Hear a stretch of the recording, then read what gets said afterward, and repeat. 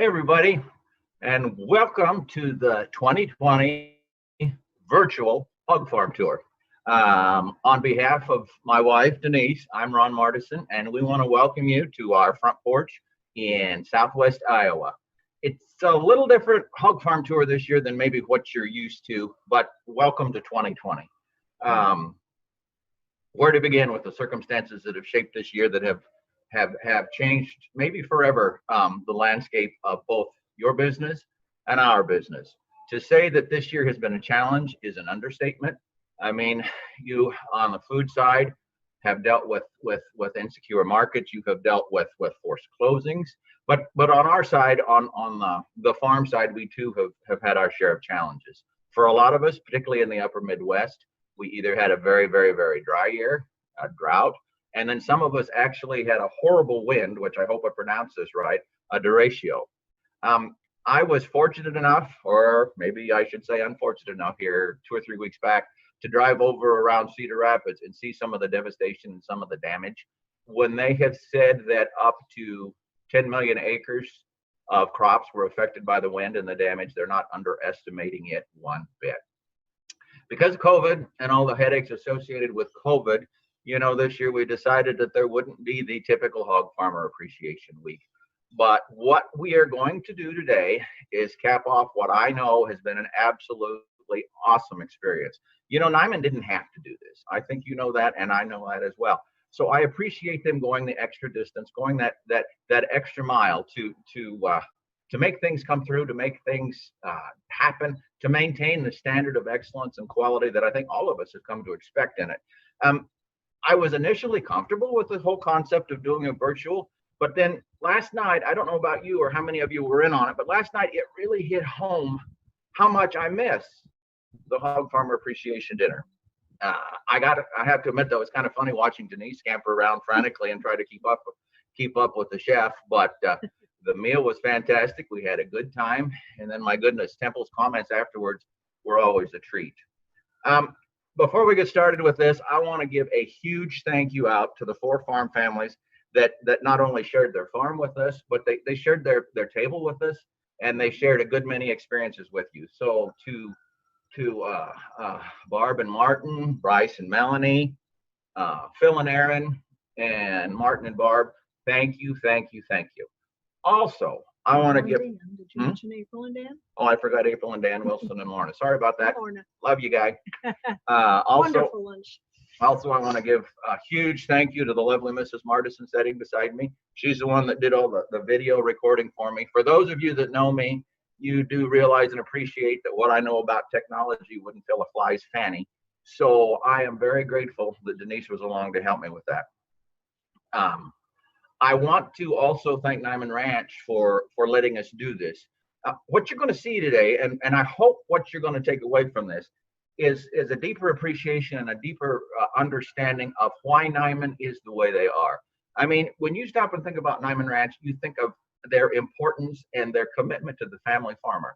You think about their commitment to how the animals are raised, and then you think about their commitment to the quality of the meat that goes into that. And then you think about their commitment to the land, the way they want the land to be maintained and improved for future generations. So with that being said, I want to say thank you to Niman for letting us do this. I want to say thank you for joining with me. And I want to read an opening comment that Paul made. Now, for those of you that are familiar with the history of the whole Niman Ranch Hog Farmer Appreciation Week or weekend, it evolved from initially a get-together at Paul's farm where they would walk around and they would visit about the pigs, they would view the pigs, and they would get to interact with the animals. So it's a bit awkward doing this without Paul standing right here, actually taking the lead, but I'm going to read a few comments that Paul sent for me to give to you. It says, I'm Paul Willis, joining you today from Thornton, Iowa. I am the founder of the Niman Ranch Pork Company and Hog Farmer #1. I started the Niman Ranch Pork Company because I wanted to build a market for pigs raised humanely and sustainably, where a pig could be a pig. I wanted to create a market as far away from the commodity pork sector as possible. And I wanted to build something that helped other farmers like me succeed. Niman Ranch has grown one independent farmer at a time. to build the community of more than 750 customers or farmers and ranchers that we have today. I'm so proud of what Niman has grown to become and think it's definitely worth celebrating. And we do just that. Every year we come together for the Hog Farmer Appreciation Celebration, inviting our farmers and our customers and friends to join us here in Iowa. One of the highlights of the event is always when we visit a Niman Ranch farm. For a long time, it was my farm, and we have moved it around over the years. Many chefs and visitors have never been to a hog farm. It's a wonderful opportunity for everybody to hear what a hog sounds like and see what they look like when they're running and so on. We want people to see what we do. I'm happy to continue the tradition, albeit virtually, and introduce my friend and Niman Ranch farmer, Ron Martison, as he leads us. Thank you, Paul. On behalf of every one of the Niman Ranch hog farmers that's watching this and every one of the Niman Ranch hog farmers that work so closely with Niman Ranch, Paul Willis, I want to tell you this, and I want to tell you this in front of everybody. If it were not for you, if it were not for your vision and your tenacity, I would not be raising pigs today. And I think virtually every one of us in the Niman system feel that same way about you. So thank you for those opening remarks. And doggone it, next year you're going to be here with us. Okay, the four farmers that we chose this year have got long-standing histories with Niman. They have been devout Niman Ranch farmers. They're good friends and they're good custodians of their land. The first group we're going to visit with are Dan and April Wilson. Dan and Lorna have been Niman Ranch hog farmers almost since the very beginning. His tattoo number is one of the lowest ones. For those of you that don't know, as a farmer joins Niman Ranch, they are assigned a tattoo number, and then that tattoo number follows their pork through the system. So Paul Willis, for instance, the founder of the Niman Ranch Pork Company, is tattoo number 1. Dan is tattoo number 4. So he's been with Paul a long time. And as time has progressed, the farm has gradually transitioned into April, his daughter who runs the farm. Dan is a darn good friend, and he and I have poked fun at each other for years. I had the opportunity from about 2005 till 2011 to be his field agent, but we have been friends for a much longer period of time, and we continue to be friends. I know this weekend is incredibly busy for them. There's a wedding in Northeast Iowa that 2 of their kids are going to. So I hope Dan got done milking the cows or calving the heifers or whatever he had to do this morning before we got started with this. So what we're going to see is April Wilson, which is Dan's daughter, who now runs the farrow to finish end of it on a pasture farm setup. We're going to actually get to hear her tell her story about how they raise pigs out in the pasture. And let's do that right now. Okay, here we go. Hi, I'm April Wilson, and I'm a Niman Ranch farmer in Northwest Iowa. I've been farming with Niman Ranch for the last 6 years, and this is my dad, and he's been farming probably since the very beginning of Niman Ranch. And we have a farrow to finish pasture operation. Use straw as bedding, and they're in here probably for a month or a month and a half with their babies. What kind of bedding are you using? We're using oat straw. Okay. About how much do you put in each shed? It depends. When we first put the shed in, we'll put in about half a bale. It's good to know. And as they get older, you'll maybe give them 2 hunks. Depends on if it's wet or Yeah, muddy. it depends on the weather and how much they need. And if it's the middle of July or Sure. like August when it's cooler, or September when we get So cold. how would this differ from farrowing in a confinement barn? They have a lot more space to move around in. They can do what pigs do best, root around and dig and find interesting things to taste and touch and feel. Probably no bedding in there either, is There's there? no bedding for them to have their pigs in. They have a nest. When they farrow, they create a nest. They can get up and move around in a confinement. They are stuck in one spot, and they don't ever hardly move once they have pigs until they're weaned. I noticed that you've got a lot of sows out here that are different colored. What's your criteria? How do you pick a sow that works well out here? Well, my number 1 criteria is a sow that's gentle. I don't want to be fighting anything.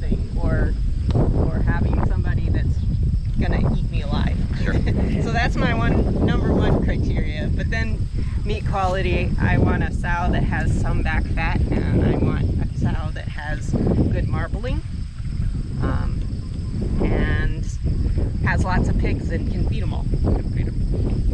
What is it? What makes up your pasture? What's in your pasture here? Our pasture is a mix of alfalfa and orchard grass, and then whatever grows and clover. One advantage of having a pasture farrowing system is they can be out in the open and get to know their neighbors really well. Like right here we have one mama who has the neighbor's kids over to play with her. So one of the ways we ventilate A-sheds in the summertime is through opening and closing a back door, which is always usually facing north, so that it gets the best breezes. So in the mornings we open them up, and at night we close them, and there's two little knobs here that we turn to keep them shut during the night. Sneak peek in here.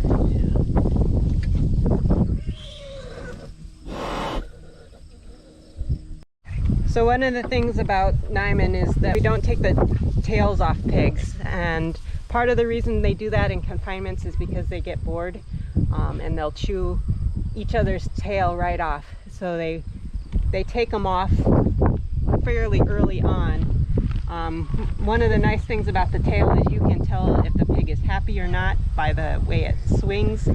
If it's down straight and you're trying to move it, the pig will, if the tail's down, that means their legs are locked and they won't move. So you want the tail up and swinging instead of down and flat against their body. So we use the same kind of fencing we've used for a really long time, which is two hot wires and then fence posts. It's about every 12 steps between posts. The height is just about knee height. It's enough to keep a sow in, and the second one is lower than that to keep the pigs in. So this is our watering system. We use a wooden platform so that the sow can't root underneath the water, and then we bolt a metal trough with a float in the center and a cover so that they can't get it off. And the water comes from a hydrant up at the house. We have a pipe system that comes out to the pasture from the house. So this is our gestation barn. Our sows, after they get weaned, get put in here, and they will be in this room, in this hoop building, until they have their next litter.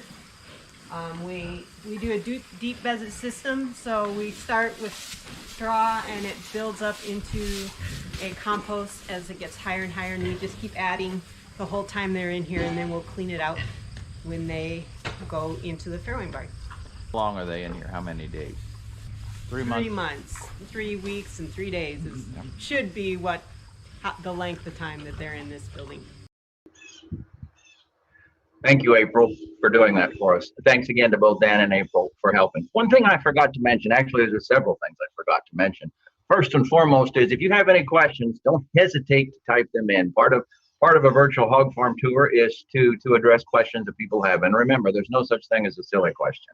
Look who's talking. So there you go. One thing I forgot to mention about the Wilson family is every year Niman recognizes one individual hog farmer within the system for outstanding achievement, outstanding effort, and willingness to be a team player and a member within the Niman Ranch family. And Dan Wilson was actually awarded that award as Farmer of the Year in 2005. So kudos and congratulations to you, Dan. Does everybody understand the concept of pasture farrowing, farrow to finish? Pasture farrowing, a farrow to finish operation, first off, a farrow to finish operation means farrow, which is what is referred to as the mommy pigs, or the sow giving birth to the babies. And then finish refers to the amount of time before the pigs go to harvest. So when we talk about something from farrow to finish, we talk about from the birth of the pig up until the time that he goes to harvest. And when you talk about a pasture farrow to finish situation, you talk about a situation that the system basically is on a pasture or in a setting like April had there for us. Why do we do it that way? Why do we want to do it out in a pasture setting like that? Well, one thing you might have noticed, and I think April did a really, really, really good job of that, was describing how much of a community it is and how much everybody interacts with each other. we learned a long time ago, one of the strongest instincts, or one of the strongest traits within a pig, if you will, is the nesting instinct, and that is the drive or the desire to build a nest. And what we do, not only in the pasture system that you see on April's farm, but also in all the Niman Ranch systems, is we give the sow the opportunity to nest. We give her an opportunity to build the nest. And as April alluded to in our discussion, in confinement, they can't do that. Lots of times they are left in a barren, harsh crate where where they can't turn around. It's a little more than 2 foot wide. She can only stand up and lay down and stand up and lay down. Another thing that April touched on, and I want to build a little bit on this, was the tail, the curly tail. We have learned for a long time that the tail on a pig is nothing more than a barometer for the comfort of that pig or the satisfaction of that pig. If he's not happy and he's frustrated for whatever reason, he's going to take it out on his neighbor. He's no different than a bunch of kids picking on each other. And the problem with the tail is that's the easiest thing to grab a hold of and bite. If there's not enough room at the dinner table and you want somebody to move, grab his tail and he'll move. So in the commodity systems where everybody is crammed into ridiculously tight spaces, they have to remove the tails or the pigs will literally chew each other's tail off. I like to use the analogy, could you imagine Porky Pig without that curly tail that he's so famous for? I know I couldn't. Another thing that April shows us is her gestation barn where the sows are loose housed together. You notice that it was deeply bedded and there was a lot of straw in there. And April is able to commune them together in groups. The push recently in the confinement systems and the commodity system has been to do away with gestation crates, which were a way to individually cage those animals to keep them separate where they wouldn't pick on each other and they wouldn't fight.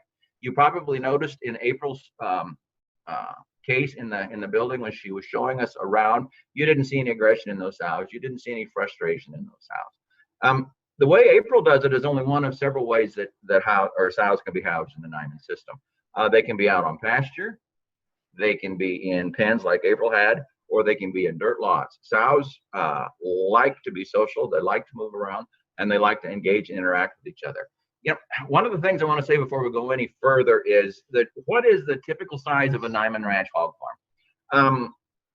Farrow to finish operations today in the commodity system, they talk in terms of thousands of head of this, thousands of head of this. When you're talking in the Niman system, we're talking in terms of much smaller numbers.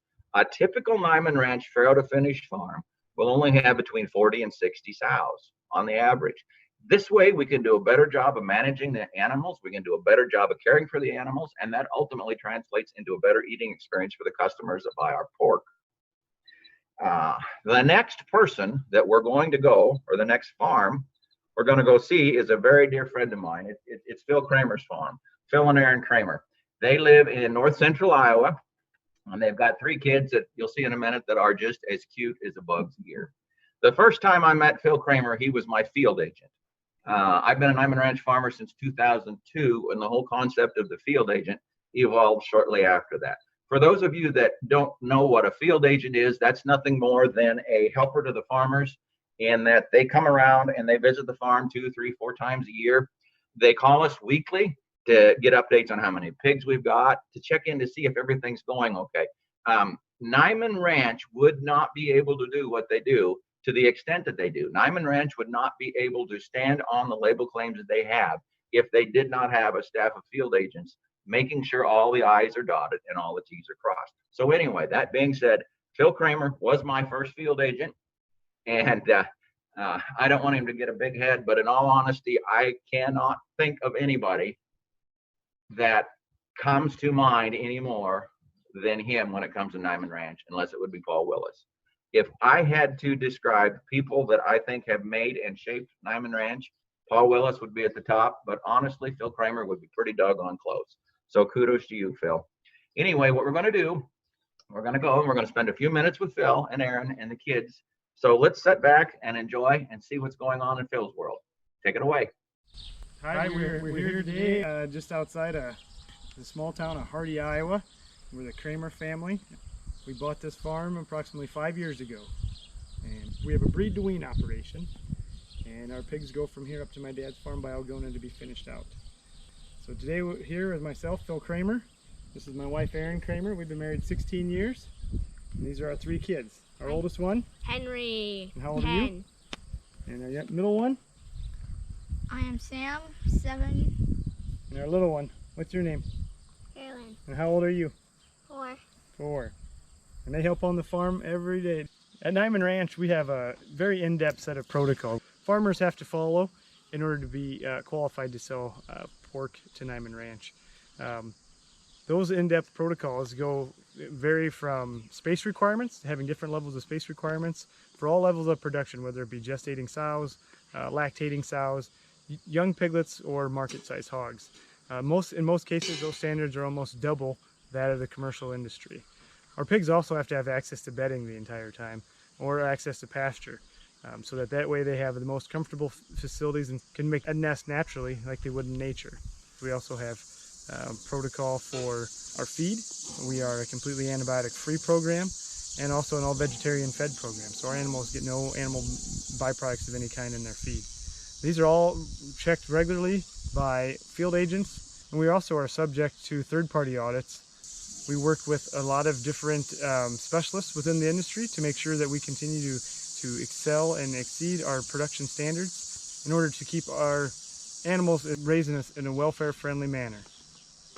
With Niman Ranch's high production protocol standards, our pigs are always outside or in facilities that are more inclement to the weather. So we have to select genetics that are fit for outdoor production.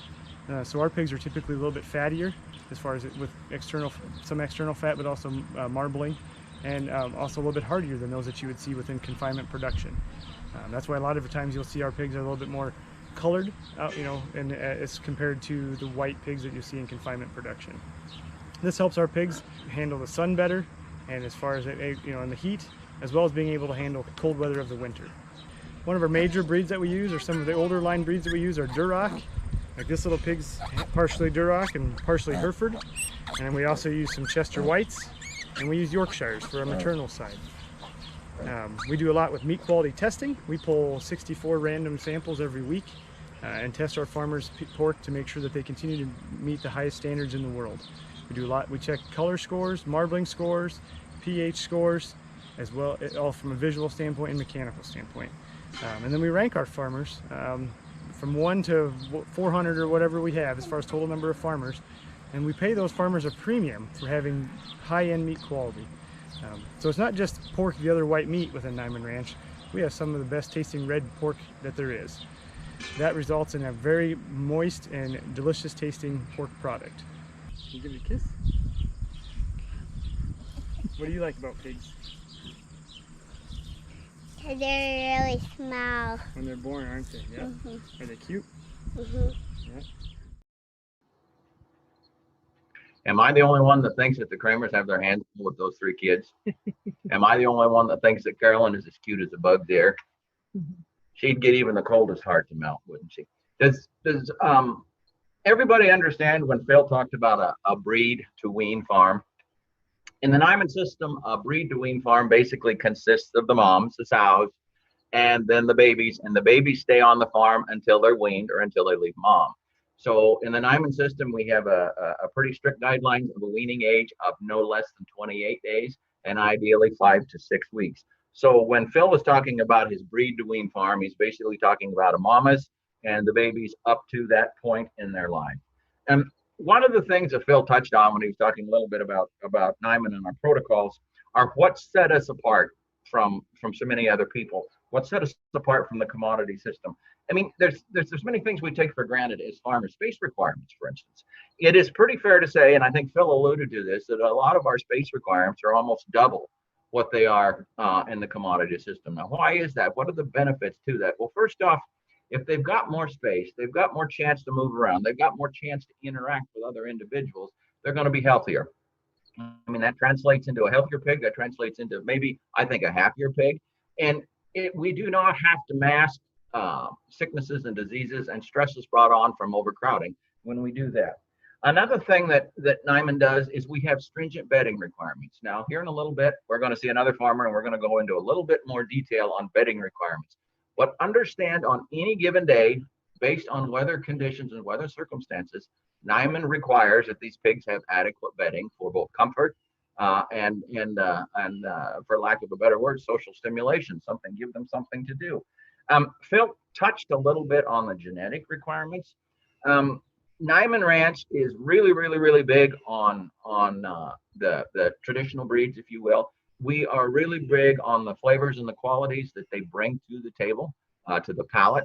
Niman is primarily concerned with how that pork chop tastes. We want the eating experience that the customers have to be one that they'll never forget. The tendency over the years from the commodity market has to become leaner and paler. The other white meat is not the proper way to describe a piece of pork, and Niman Ranch has gone out of their way to maintain the flavor, maintain the integrity, and maintain the quality of the meat, and they do that through the breeds that they select. Phil touched a little bit on the maternal breeds too, and I think April alluded to that too.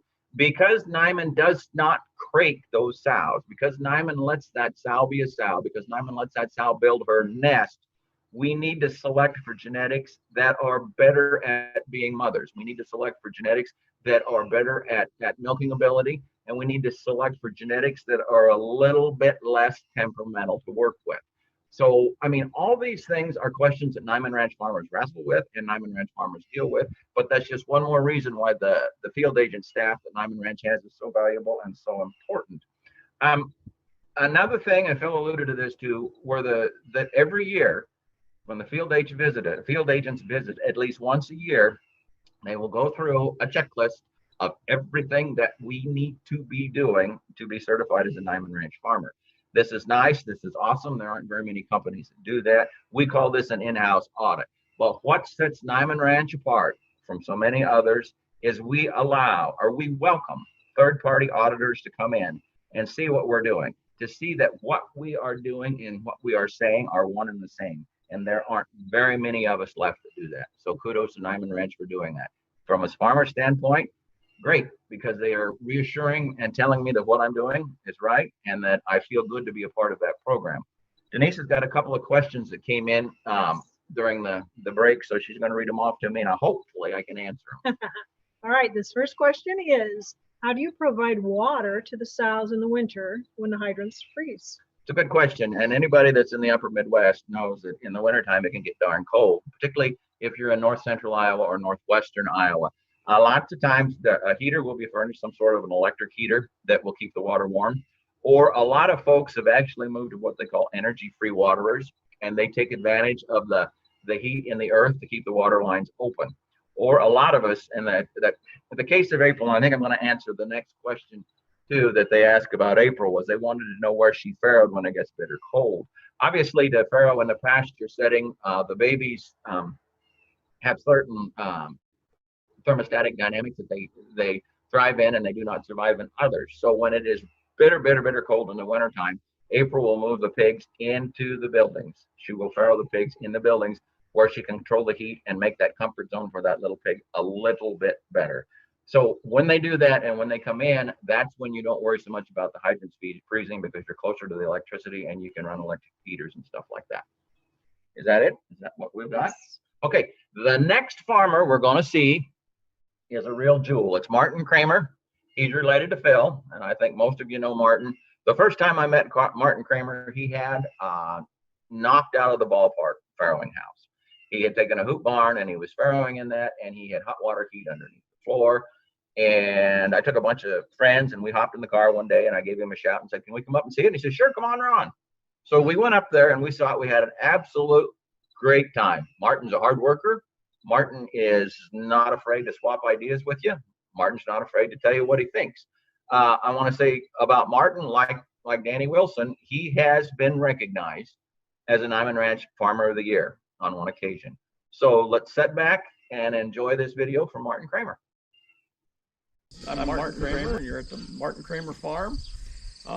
This is my wife Barb, my son Phil, my granddaughter Carolyn, and grandson Henry, and Sam up on the barn. I've lived here with my wife for 45 years. We've been Niman Ranch producers for 21 years.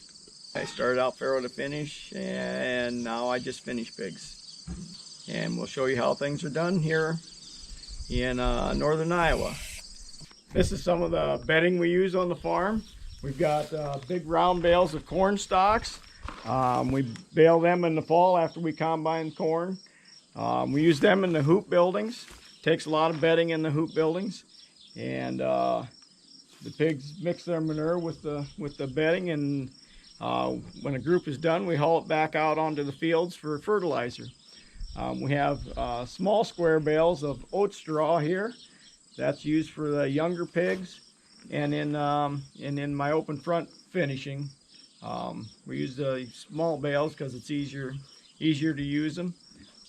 We bale it up, and with all help of all my grandkids, and we store it in here. Here we are in the first hoop building that I built. It's been here for 20 years. This group of pigs was put in here in May. Now it's August. They're about ready to start selling out of here. We use cornstalk bedding, big bales that we put in through the north door and roll out. We got 2 feeders up here, water. It's summertime, so we got the doors wide open, the north doors, and half moon above the door, that's out. And we also, for those really hot still days, we got a large fan to help move some air over the pigs. Pigs grow really well in here. The manure is controlled, kept in here, and then when the pigs are out, we clean it out and haul the manure out on the field for fertilizer for the corn. Now this group of pigs is a younger set, just recently put in the hoop building. We put in 8 bales sitting upright, break them down so we got all the ground covered, and leave what's left of the bale there for the pigs to chew on and play with and lay around. That keeps the breeze off when it gets too cold. They really like running around in the bedding and chewing, and they do really well in here. This is my open front finishing building. Used to be a cattle shed. I converted it over to raise hogs in it. They have lots of room to run around, more than they would if they were in confinement. They've got oat straw for bedding. They like to chew on that and manipulate that. I enjoy raising hogs for Niman. I've done it this way all my life, and thanks to Niman, I can continue to do it this way. When the pigs get big enough to sell, we have to sort the biggest ones off and load them to take them to market. We'll chase all the hogs out here on the apron, and we'll mark the biggest ones, and then we'll use a sorting board and the gate on the building to sort the pigs that we don't want back into the building. Once we have that done, we have all the ones we want to sell out here. Then we bring them around to this around this crowd gate, and using our panel and the crowd gate, we'll move the pigs into the loading chute to go into the trailer. We'll move them along and move them down the alley and load them onto our hydraulic trailer or our gooseneck trailer. Works very well, keeps the hogs moving, and that's how we do it. Once they're on the hydraulic trailer, we can take them anywhere we want. We can raise it up to load a semi if we need to, or lower it down to the ground and let them out any place we need to. Back in 1998, I was selling on the open market, and in December, hogs hit a low of 8 or 10 cents, and I sold some for 10 cents, which you lost money on every head. After that, I contacted Paul Willis and asked about the program that he was coming up with, the Niman Ranch program, and we worked things out, and I got approved, and in August of '99, I was selling hogs to Niman Ranch, and I've stuck with them ever since. Hi. Is it just me, or am I the only one that thinks that Phil really looks like his mom? Stop and think about that. Martin and Barb have what we call a pharaoh or a wean to finish farm. Does everybody know or understand what that means? That would be the next half of what we saw in the video before that of Phil's farm. In other words, the pigs come to Martin and Barb's farm when they have been weaned off their mamas, and then they stay at Martin and Barb's farm until they're finished and they're harvested. How long does that take? What kind of a timeline does that take? Well, believe it or not, that pig is going to start when he's born. He's going to weigh roughly 3 pounds. Okay. And then by the time he is 6 months old, he's going to weigh between 280 and 300 pounds. So just stop and think about how fast that little booger has to grow. So if he's at Phil's farm, let's say for 6 weeks, so then he's going to be on Martin's farm for roughly 4.5 months. The video that you saw of Martin's place shows basically 2 different ways to finish in the Niman system. One is in the hoop barn, which he showed you, and the other one was in an open lot. Those are not the only 2 ways that you can finish in a Niman system. Also in the Niman system, you can finish in a pasture, and then you can finish in a dirt lot with some sort of shelter available. Now, one of the questions that has come into us during the break was how do you protect the soil, or how do you keep the pigs from tearing up the pastures and stuff? You will find with most of us, especially in the upper Midwest, we are in a crop livestock rotation. So it may be a pasture for 1 or 2 years, and then it will be returned again to a crop. Either it'll be corn or soybeans.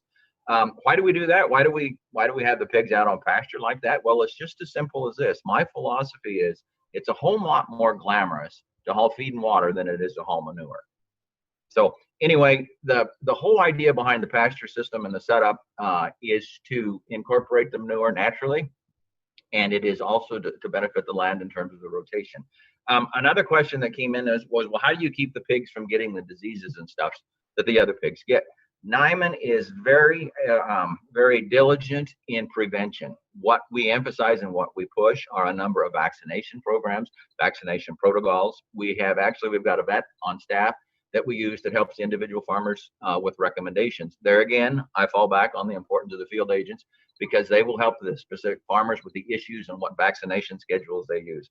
Prevention is the key. Also, like I alluded to a few minutes ago, if they're outside and they're not as crowded, they're not as stressed, they're healthier, and their immune system does a much better job in preventing anything like that coming in the first place.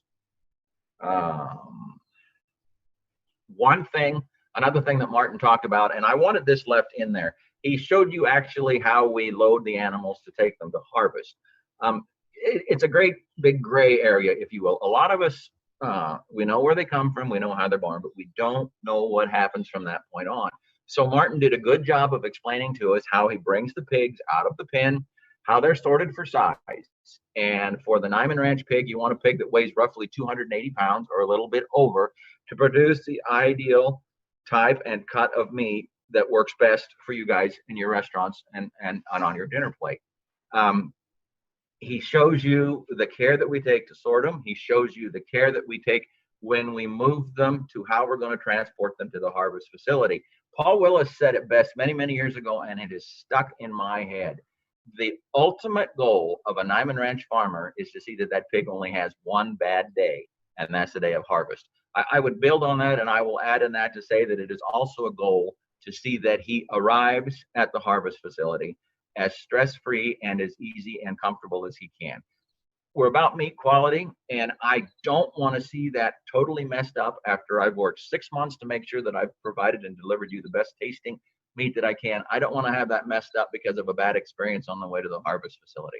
So Niman spends a tremendous amount of time concentrating on things like we don't want them too crowded in the truck on the way up. We don't want them to get too hot. We don't want them to get too cold. We don't want them to be on the truck too long.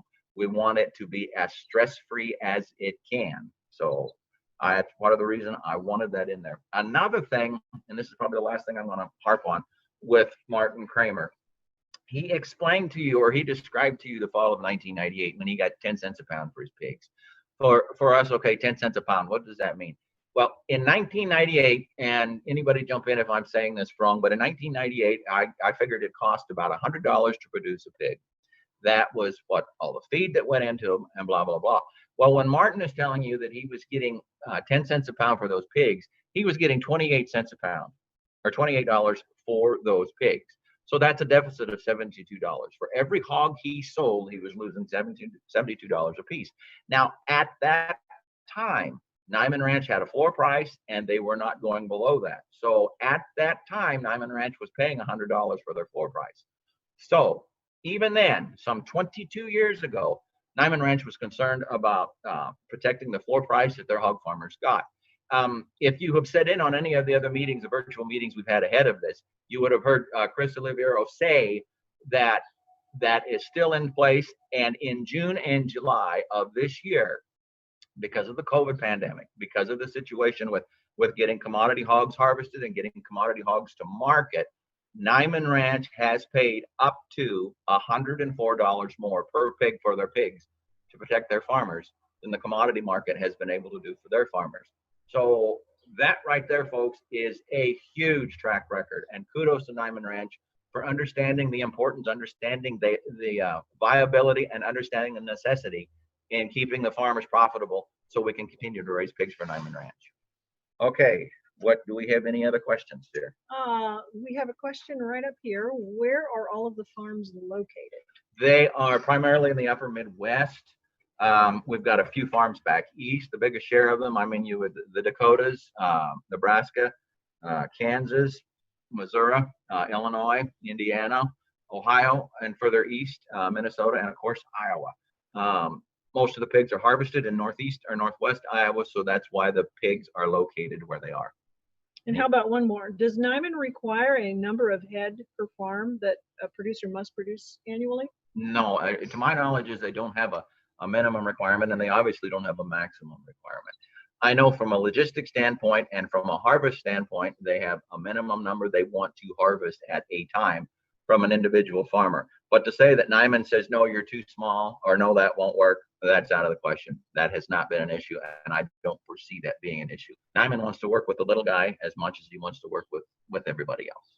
So any other questions on that? Okay, the next farmer we're going to go to, and my goodness, where do I start and where do I stop with this? We're going to go visit Bryce and Melanie Hundling's farm. To say that they're a busy couple is an understatement. Melanie is a cross-country runner. They're very, very, and coach, and they're very, very active in their church. They're very, very active in their community.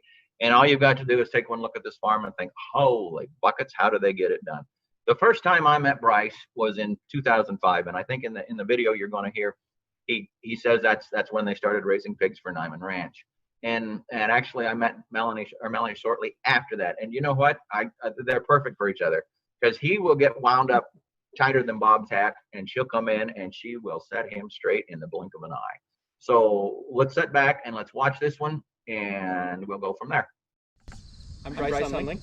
I'm Melanie Hundling. I'm Gabby Hundling. I'm Will Hundling. Who are you? This is Henrik. This is Luke.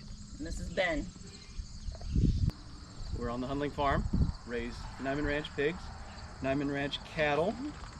We have broiler chickens, laying hens, turkeys, ducks, geese, a guinea, peacocks, goats and sheep.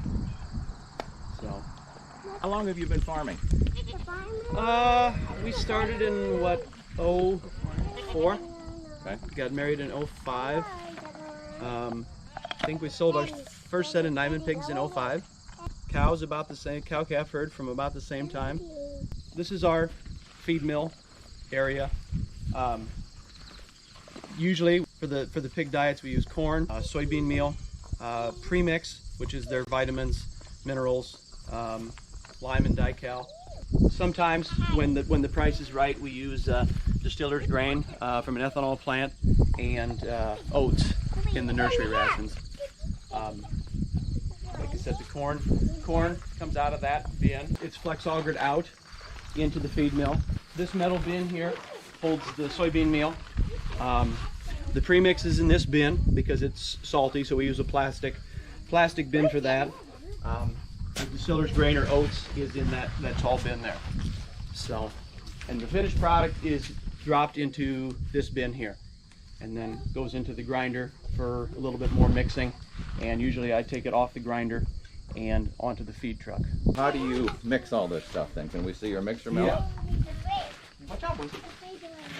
Mm-hmm. Watch out. Sometimes on the nursery ration we will use bagged premix. We're currently running 2 nursery diets plus a starter pellet, and we have 6 rations for the grow finish pigs. Why so many different rations? Because their nutritional needs change from small to larger. And what's the biggest change? How do they change from diet to diet? The protein goes down, and the corn. The protein and the premix levels go down, and the corn goes up. Okay. So, Okay. oh, we forgot. Oh. This is Eugene. This is Eugene the cat. He's the best. He is the best cat ever. So, you got him? But yeah, step on in here. This is our mix mill. It's got a 1-ton bin on it. It's on 3 sets of weigh bars. So every ingredient is weighed individually. The actual grinder part is right here. I think it's an 18-inch mill. The screens that go in the mill are right here. You can vary the hole size to decrease your fineness of grind. 2 viewing windows. The corn goes in here, and the oats and distillers can go in on this one. The bean meal is up there, and the premix dumps in directly in the tank. They don't go through the mill. The panel. I started grinding with a tractor grinder mixer, and it was fine. It just took a long time. One of the former consulting Niman vets, Kurt Van Holzen, he said, "You need to look at an electric mill." And I says, "Okay, I guess I will." And best decision I ever made. It's costs quarter as much to grind the feed, and the amount of time savings is insane. How much time you save. Program the rations in. So if you want to change your recipes, you hit that with the touchpad. We'll go to ration 1, enter. The first ingredient that we have is soybean meal. It's running 600 pounds. You can go to the next. Premix is running 55 pounds on ration 1. Ingredient 3 is corn, 625. And here we've got DDGs, which we're not running currently because the price is not conducive to using it. If you wanted to grind a load of feed, I come here, the scale, it's running 26 now, negative 26, but I just come in, I go mix a recipe, individual prep. I'll hit, like say I want to do 4,000 pounds, enter of ration 6, enter, start.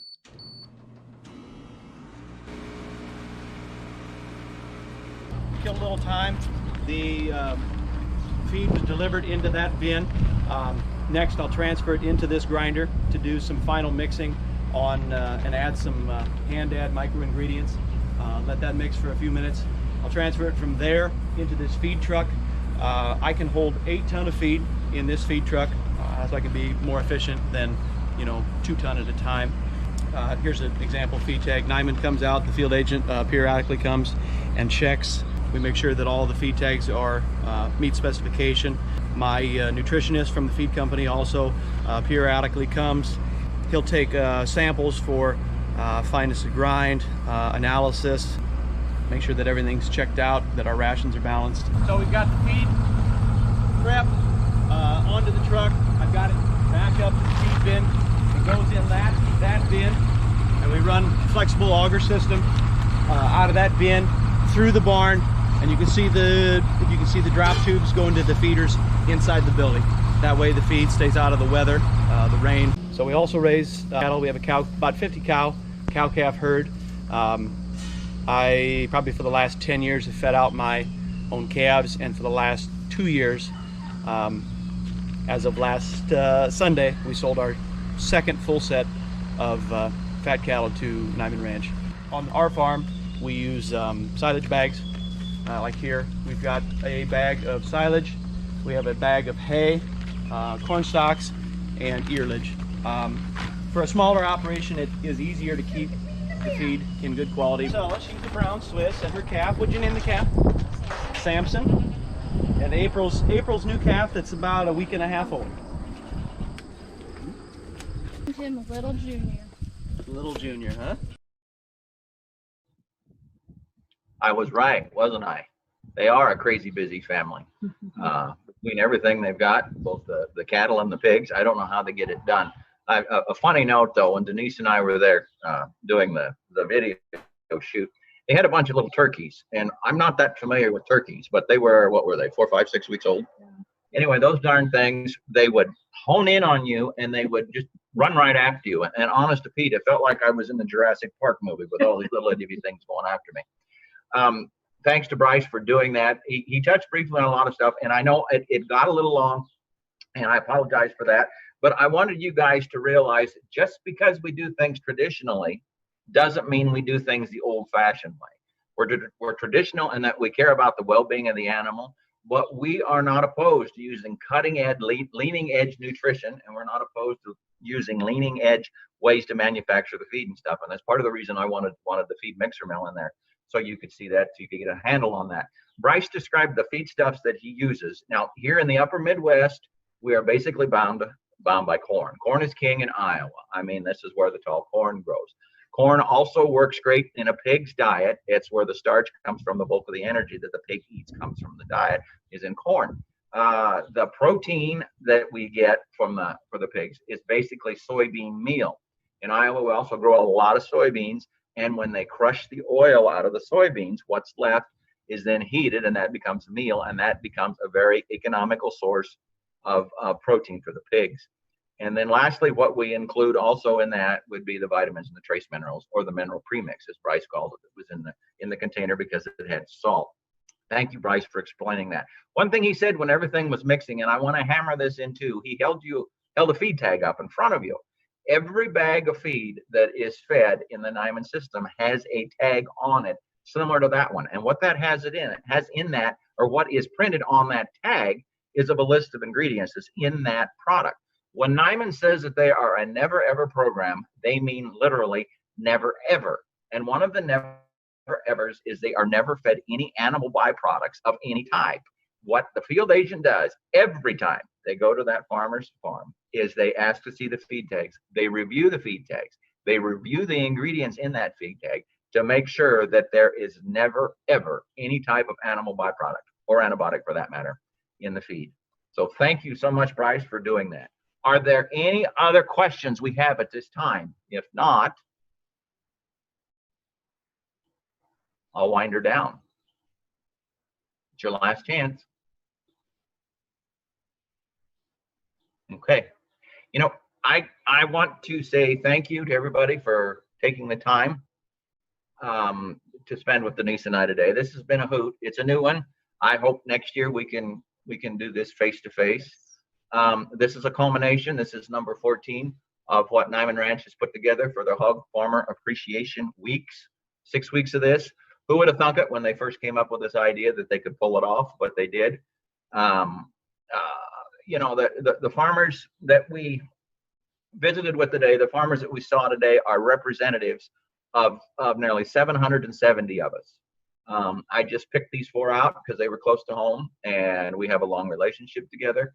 But there are so many, many, many others that would have been willing to do this and could have easily done this for us. The beauty of Niman is we are transparent. We're not afraid. We don't hide behind walls. We put our passion on our sleeves. We put the care of our animals out where everybody can see it. I extend an invitation to anybody and everybody that's here that you are more than welcome on this farm anytime, any way, any shape, any form. Just let us know enough in advance that Denise can put the coffee pot on, okay?